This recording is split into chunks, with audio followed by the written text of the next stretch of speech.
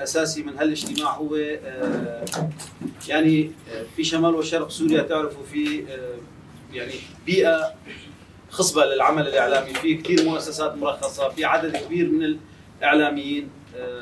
بالسنين اللي مضت صار في تجميع للكم، يعني كان في حاجه كمان، هلا بدنا نطلع من هالكم، يعني الهدف انه نطلع من هالكم نوعيه، يكون في نوعيه للصحفي الاعلامي اللي عم يشتغل بمناطق شمال وشرق سوريا. طبعا نحن في اتحاد الاعلام الحر كنقابه تعمل في شمال وشرق سوريا،